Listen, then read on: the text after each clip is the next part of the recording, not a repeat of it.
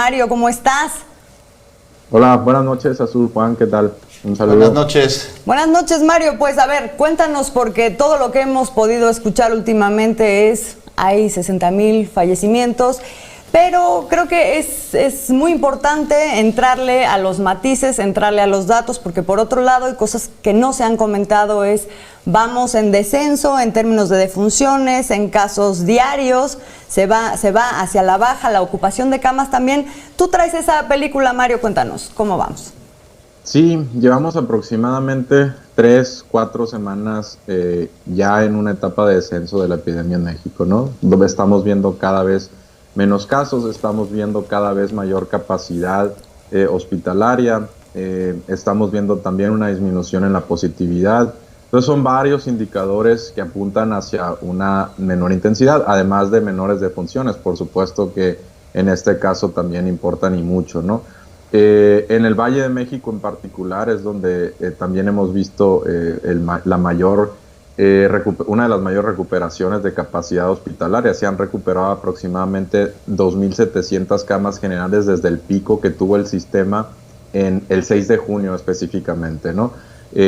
Por supuesto, no debemos bajar la guardia, pero hay buenas señales, ¿no? De 48,000 casos semanales que teníamos en México hace 4 semanas más o menos, esta última tuvimos 38,000, es decir, 10,000 casos semanales menos, ¿no? Mario, a nivel continental, pues México ha tenido una de sus mejores semanas y se ubica en un lugar que es, por llamarlo de alguna manera, positivo. ¿Y cómo estamos con respecto a los países de nuestro continente? Bueno, Perú es el país en este momento que más retos está enfrentando en todo el continente, ¿no? Estamos hablando de más de 82 defunciones por cada 100,000 habitantes. Es prácticamente el doble de las que ha tenido México, ¿no? ¿Cuál es el número de México ahí, Mario? Aproximadamente 43, 44 son las de México en este momento por cada 100,000 habitantes. Ya hay varios países, por ejemplo, que superan 50, Estados Unidos, Chile, Perú, Brasil, son principalmente los que están ahí, ¿no? El nivel de Perú en este momento lo coloca a la par de Bélgica, desafortunadamente en el primer lugar de países que les ha afectado más, ¿no? Controlando por la población, que es algo importante que hemos venido diciendo, ¿no? Sí, Mario, justamente hablando de las circunstancias, o sea, digamos, para evaluar los resultados que ha habido en el país, además de ver, digamos, el cuadro completo, cómo van otros países, en una situación de la que se ha venido aprendiendo mucho sobre la marcha, también es importante analizar cuál es el escenario en el que nos encontrábamos antes de que llegara la pandemia. Y ahí sí hay un gráfico que tú subiste en estos días que tiene que ver con la capacidad hospitalaria que tenía México hasta el 2018. Platícanos de eso. Creo que tenemos el gráfico aquí, si me lo pueden poner. Gracias. Sí, ese gráfico lo que muestra en un eje es el número de camas por cada 10,000 habitantes. Estos son datos de la OMS a los que cualquiera puede acceder desde el sitio del organismo internacional. Y por el otro en el otro eje tenemos el número de profesionales médicos también controlando por población, ¿no? Lo que vemos ahí es que México no está ni entre los primeros 20 países en el número de camas por cada 10,000 habitantes. Este es un dato hasta el año 2018. Y bueno, y aquí habría que agregar, por supuesto, a Canadá y Estados Unidos, y eso nos haría ver un poco peor de lo que muestra esta imagen, ¿no? ¿Qué es lo que dice? Que básicamente teníamos poca inversión de hospitales, ¿no? Que teníamos un vacío importante y que ahora esperemos se pueda empezar a llenar, y básicamente ya se empezó incluso con las reconversiones que ha habido para atender el COVID, pero definitivamente partíamos de una situación bastante vulnerable, ¿no? Y a eso hay que agregar que México era el país o el segundo país más obeso o con mayores problemas de sobrepeso y obesidad en el continente, ¿no? Básicamente eso nos permite mencionar que no solo éramos una de las poblaciones menos saludables, sino que había muy pocas camas para atender tanto esa epidemia como la nueva que se vino. Si ustedes se van al cuadro anterior, van a ver que, por ejemplo, Canadá tiene una mortalidad baja. Bueno, Canadá tiene un sistema de seguridad social universal, ¿no?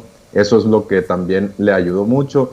En el caso de México tenemos a varias entidades incluso con menos de 80% de cobertura y incluso hay una cobertura mínima, ¿no?, para mucha de la población. Entonces también hay que considerar, por supuesto, los factores sociales de un país, ¿no? Resulta verdaderamente preocupante, solo arriba de Haití y de Guatemala, a la par de Honduras. Mario, capacidad hospitalaria, con las reconversiones que mencionas, con todo lo que se ha trabajado para poder atender a los enfermos de la pandemia, ¿en qué lugar crees que nos encontremos justo en estos momentos? Bueno, con los datos de capacidad hospitalaria y número de médicos y médicas que teníamos, pues eso predice que hubiéramos tenido mayores muertes aún, ¿no? Desafortunadamente. En términos de lo que teníamos antes, y en parte gracias a que se expandió, se triplicó en un corto periodo de tiempo el número de camas, gracias a eso se pudo hacer frente, ¿no? Pero sí, la situación no era la óptima para enfrentar una pandemia y no estábamos preparados, hasta al menos lo que marcan los datos, que el último corte es 2018, ¿no? Ahí hay una prioridad.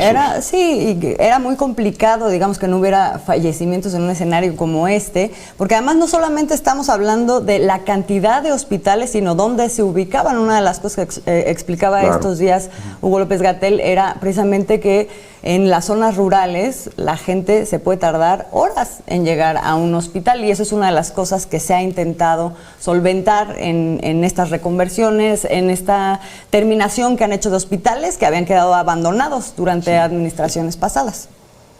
Sí, claro. Por ejemplo, si nos comparamos, no sé, con un país como Singapur, la mayoría de la población tiene, no sé, dentro de la misma ciudad un hospital, ¿no? En el caso de México, pues hay una población rural que no está directamente cerca de un ventilador, ¿no?, de una cama para atención COVID. Entonces, esas restricciones, por supuesto que hay que tomarlas en cuenta y hacia adelante, pues seguir construyendo, porque realmente seguimos con un déficit en el número de camas hospitales, ¿no? Y además la industria, esperemos que la naciente industria de ventiladores en el país también permita habilitar también y condicionar más estas camas, ¿no? Ahí decíamos, ahí hay una prioridad. Mario, seguimos en momentos muy complicados, esperamos no regresar a semáforos anteriores, se ve mucho más personas, más tráfico en la calle. ¿Cómo está la movilidad a nivel nacional?